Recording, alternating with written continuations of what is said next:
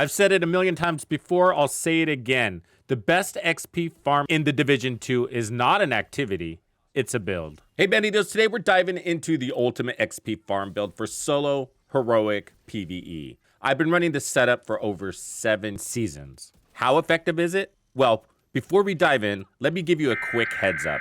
This build comes with a warning. It's really good. So good, in fact, that it turns everything in front of you into child's play.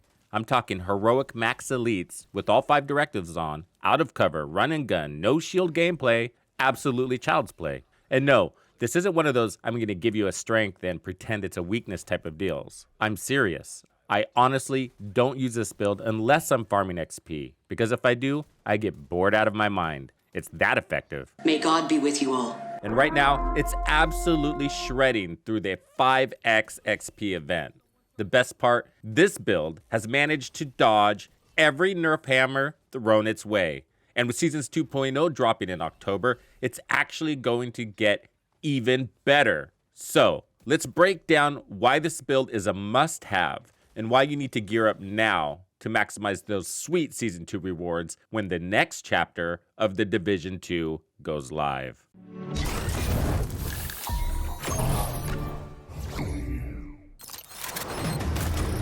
Piece of shit wristwatch. This is my go-to XP farm build for solo PvE heroic content. I've done plenty of videos on this build because every season I look to improve my favorite builds in the game to take them to the next level. And this has gone through many iterations to get to where it is today. And one thing that's really got me excited about next season is this build not only dodged the nerf hammer, but it's actually going to get stronger. It's going to get better. And we're going to break into why that is and all of the details of this build so that you can use it for your XP farming also. Let's start by taking a close look at the star of the show, the 1886 rifle. This rifle has the highest base damage than any other rifle in the game by a long shot. So if you look at total damage, that big orange number, okay, that's the current setup, and I'm running max armor cores, so it's not demonstrating its true potential. But if you look at the white number right next to it, where it says 342.2 thousand, so that's the base damage before anything build is considered. So you know how strong this thing is? The next rifle closest to it is the M1A Classic, and that's at 205,442. So the base damage on this one is about 140,000 greater than its nearest competitor. Now here's the part that's gonna blow your mind.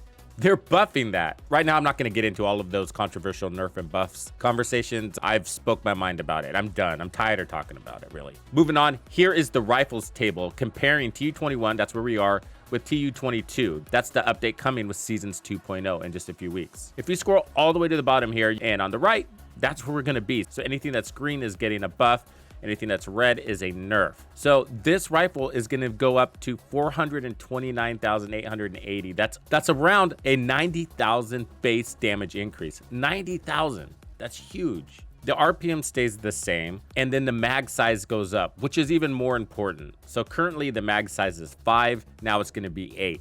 That is more important to this weapon than the base damage increase. And then they're giving it better optimal range. Now the reload speed shows that it's gonna be a nerf. It's not really. They had to show the changes red because they're increasing the quantity of the mag. And this is a single round reload weapon. So you can shoot, reload, or shoot all the way to empty and then reload the full. And if you do that, it's gonna take 3.47 seconds by default. Now, because you have more rounds, where before you only had 5 rounds. So it's roughly the same.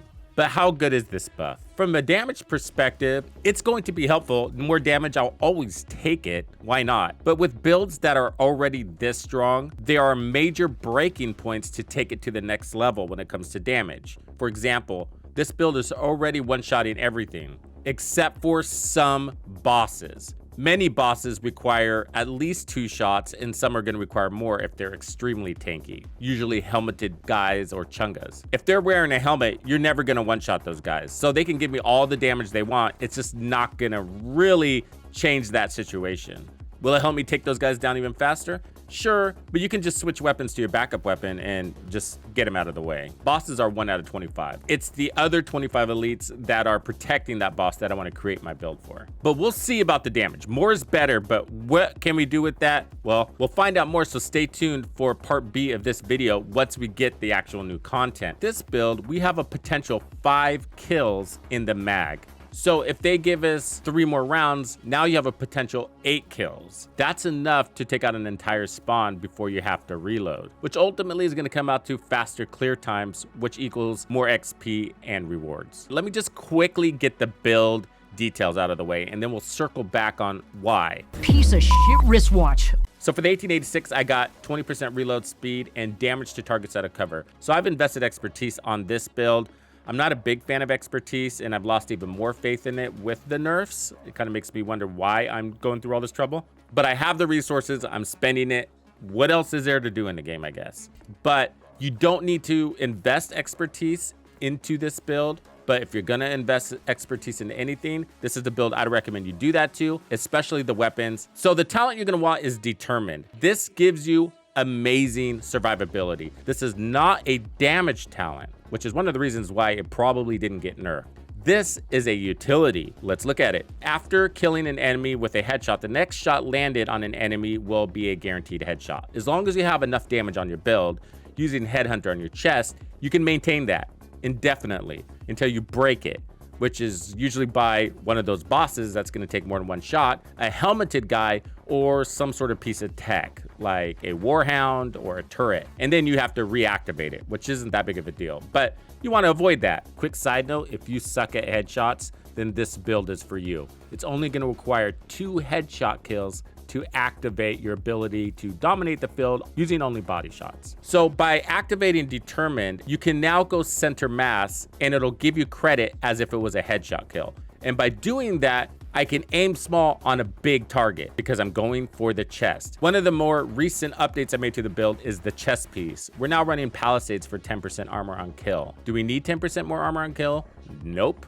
But I'm doing it anyways. I don't need more damage. I'm one-shotting everybody, and the only enemy I'm not has so much armor, the damage from the brand set is not going to be a game changer. We'd need another 10 million in damage. So I'll take more armor on kill. Armor, headshot damage, weapon handling, and protection from elites. Again, it's another layer of protection because I don't need more damage. So protection from elites is going to allow our armor to stay up longer because we're mostly encountering elites in the content we're taking on. And it's going to allow your bonus armor to stay up longer. And it's going to help your armor regen not have to work as hard. Headhunter is really vital. This build does not work without Headhunter. After killing an enemy with a headshot, your next weapon hit within 30 seconds deals an additional 125% up to 1,250%. Your headshot damage stats need to be at least 150%. We have 155% on this build. That's a must-have. You must have that threshold. Otherwise, you're going to be missing a lot of damage and may not consistently kill elites with a single bullet. The handling is going to help push your reloads down and help you get shots out faster by managing your recoil a little bit better. For the gear set, I'm running 4 pieces of Hunter's Fury, and it's absolutely amazing with this rifle build. You don't need a shotgun or an SMG to take advantage of the amazing damage from this gear set. 3 pieces is giving us 20% armor on kill. That with Palisades, we now have 30% armor on kill, which is really crazy. Again, we don't need damage, so we'll take it. Health on kill is at 50%. I'm just gonna put an asterisk here. This was the only thing that was ever nerfed on this build. This change went from 100 to 50% due to Project Resolve. We don't care though. So that's why I say it basically avoided the nerf hammer. It's not something we're playing into because we always have crazy armor on this build. Apex Predator, enemies within 15 meters receive a debuff. And so you're gonna get amplified damage just by standing there. 20% amplified damage, the best kind of damage in the game just by standing there. Do we need that damage all the time? No, but what you wanna do is use that on your first kill. You want to use it to activate Headhunter. So you get the highest damage out of Headhunter on your first shot, and then you're going to transfer that damage to your 1886 on your second shot. when you're activating determined. And I will show you a step-by-step on how to do that. It's really important. So killing a debuffed enemy with your weapon disorients other enemies within 5 meters. So earlier I mentioned this build has reload protection. That's it right there. That's one of the reasons why we don't really care about reload speeds on this build, because after you get a kill, all the enemies are on the ground anyways, dizzy and disorientated. It gives you enough time to put a couple extra rounds in the mag if you need to. And you're gonna get amplified weapon damage stacks by 5% for 10 seconds, stacking up to 5 times. So each kill ends up making you even stronger. But the base 20% amplified damage from Apex Predator is enough to power this build. And so that and the 20% armor on kill, including the debuff and disorientation, is why we're running this build over something like Breaking Point. So everything you're basically gonna want to look like this. So we got armor everywhere. Every piece has armor. Headshot damage, protection from elites. The gloves are armor and headshot damage. The knees are armor and headshot damage. And the holster is more armor and headshot damage. The golden boy on the build is the Memento. Very important that you run this. This is where all of your real survivability is coming from outside of the 1886. I would put it down to those two things. The rifle and the Memento are where all of your survivability exists in this build. Everything else is just adding to it. So we get the 3 cores, and I have a headshot damage mod here with the weapon buff coming.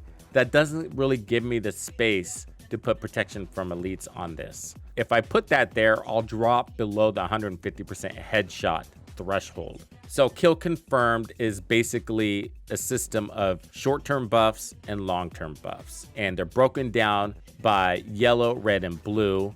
And so for offense, red, you can get 5% weapon damage per red core that you have on the build. We only have 1 from the Memento, but that's its short-term buffs, and those are gonna last for 10 seconds. When you have 30 kills confirmed, or when you grab 30 trophies, they stack and hold for 300 seconds. That's gonna be 30% weapon damage, a very nice add. From there, you're gonna have your defense side. This is what we're really playing into with the backpack and why we're running armor. Armor alone isn't worth much in this game. The enemies are just gonna take it away. It doesn't really give me the ability to run and gun. But why I have it is because it's giving me an invisible shield, what I call a blue shield, and that's bonus armor. And it allows me to scale my armor to numbers way beyond my base armor, which in this case is 1.2 million. I'm running around with crazy numbers of armor, well over 5-6 million. When you grab a trophy, you're gonna get 10% bonus armor for 10 seconds per blue core you have. We have 6 of those, so that's 60% of 1.9 million in armor. That's 1.14 million in armor per trophy, and we're stacking those like crazy because we kill really fast. Once you have your trophies fully stacked, we're also getting 3% armor regen, more survivability. And then we're getting 30% skill efficiency. We're not really using that, but it's helpful. That's giving us 30% more repair skills on this build and more duration on our skills and skill health. Also faster cooldowns from the skill haste it brings. It gives us longer status effects on kill when we get the disorient status effect from Hunter's Fury or any other skill you might be using. And it's powering up the duration of our decoy. So very helpful. Speaking of skills, I'm running the decoy into Fixer. You don't want to rely on skills here because of potential directives that can break your skills or render them useless. So these ones are great for whatever directive they throw our way. Let's talk backup weapons. The best backup weapon is actually the TAC 50, which is why we're running Sharpshooter, but you're not gonna have ammo when you first start out, so that's where the Nemesis becomes handy. Also, the Nemesis is really helpful against those extremely tanky bosses because the TAC 50 has diminished damage against named enemies. So if you don't have the Nemesis, I suggest you get it. It gives you ridiculous damage that you don't need in this game, which is why we're using it. Piece of shit wristwatch. So how does this damn build work anyways? Well, let me explain. You're not going to want to kick off the fight with your 1886. The first thing you want to do is get in range. You want that first shot to be a surprise shot. So get in your Apex Predator range. You know you're in range when you see that little red symbol, the Hunter's Fury symbol on their head. Then pull out preferably your TAC 50 if you have ammo by now. But if you're just starting out, you're not going to, so then use your Nemesis. Now, get your first headshot kill under the Apex Predator debuff. Now you have activated Headhunter. It's time to transfer that damage to your rifle. Switch to your 1886. This is where people make mistakes. You can't just start going for body shots. You have to activate the ability to go for body shots. That's the determined talent. It comes with a symbol too. So now you have to get one more headshot. That should be a headshot kill unless they're wearing a helmet. Now that you've gotten that second headshot kill, now you're able to freely dominate the field. You'll be one shot killing everything, spawn clearing, It's amazing. If you're gonna try to use this in group, you're gonna have to shift things around. This is designed for solo gameplay, and you don't need all this added survivability for group gameplay. Piece of shit wristwatch. There is no real XP farm in this game. The devs have done a good job of ensuring that's the case. We like to pretend there is. And there's three. One is the public execution. You can drop to challenging or do it on heroic, whatever your way is, and just do those. And so you just travel all around the map and take out your public executions. And by doing that, you basically get anywhere between 14 and 21 SHD levels per hour when playing solo. The other way is doing zonal farming. This is really good. Basically, the idea is to find a good zone like this one and just run in laps and clear everything in your way, including the control points, reset the control points, fast travel back here, and just do it all over again. As you're going around, activities that you cleared will start to respawn. One of the reasons why it's good is that it's a variety of activities, so you're gonna get a variety of rewards. One of the real reasons why we're getting XP, besides leveling up our watch to 1000, is for resources. We want those watch points so that we can get more resources. If you can get resources while you're farming XP points so that you can get more resources, I think it's gonna be a good idea. And lastly, control points. That's my favorite farm, and I do it by zone. In my opinion, when it comes to XP farming, the best zones to do it are true sun zones. Now, directives change from season to season, but when they have special ammo, the Outcast ammo, for example, is going to set you on fire with a single bullet, and that's horrifying in this game. It just sucks. So these guys are only going to apply bleed, and we don't really care because we got bonus armor and regen. So this is the best zone to farm in, the East Mall and the Southwest. This is where you'll find me, and I fast travel. I find fast travel points so I can minimize my running. With this method, I do more playing and less traveling. And lots of other activities like resource convoys start traveling into your control points, so you get overlapping activities. That can happen anywhere, but it happens a lot with control points. And you also encounter 2 bosses per control point, which give you a chance for named items, and you have a mini little loot cave at the end that give you a chance for exotic components. So I find these to be better. However, they can be more challenging of a fight if that's your issue, but I'm giving you a build to make it not. I have tested all of these farms extensively, and I can tell you that any one of these events produces the same amount of XP for a solo player. I've measured it down with a timer, but I would love to be wrong here. If there's a better XP farm out there, please let us know. The community needs one. We don't have one. Piece of shit wristwatch. I got a comment on stream yesterday, and it was really interesting because I hear it a lot. So the comment was, on console, which I play on, I'm on Xbox, NPCs are way more forgiving than they are on PC. That's not at all true. We're playing the same game. In fact, PC players have the advantage because they can swivel their camera faster and stop on a dime. We can't do that. We'll end up going over or under. It's really hard to tune our controllers to be able to be that precise, but we do what we can. And with a mouse, you can go from one head to the next, which in theory would improve your accuracy, improve your time to kill, improve your clear time, and make the game much more forgiving. However, when I'm running this build, I get comments like that because it does look really easy. Part of that is because of Determined. It is a major increase in your survivability. You can kill that enemy faster. You can shoot him before he shoots you, and since it only takes you 1 shot to kill, you've eliminated that threat. 100 RPMs isn't fast, but it's plenty fast for what you need to do. So I can take out a whole spawn before a single enemy can get a shot out on me. And that's amazing survivability. So before Determined, I was running this build. Determined was one of those things I added to improve it. Before I was running things like Preservation, and it also really worked. But by aiming on the head, it slightly slows you down, increases your chance to miss, and increases your reload time. So your average kills per mag is just less. So Determined is a game changer and really important for this game, especially since the NPCs are very unforgiving when it comes to headshots. That's the build, one I've been running basically forever in the Division 2, and I will continue to use it because it continues to get better. Have fun. Check you on the next one. Thank you for hanging out with me today. My name is Tuxedo Bandido. That's Tito Bandido. What's crack-a-lackin'? This was another episode of the Division 2. If you found this video helpful, subscribe, like, and turn on notifications to ensure you don't miss out on the fantastic experiences waiting for you in the Division 2. And if you like builds like this, check out the recommended build video I have here for you. If you have anything you want to see covered, be sure to let me know in the comments below. And thank you to all the channel members and donors who make everything possible. Tux Nation wouldn't be without you. When you buy a game from Ubisoft, enter the creator code Tuxedo Bandido to support the channel. Easy peasy. Now maybe this cheapskate can afford to sign me up for that dating app I've had my eyes on.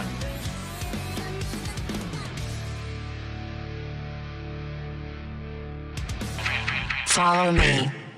I get it.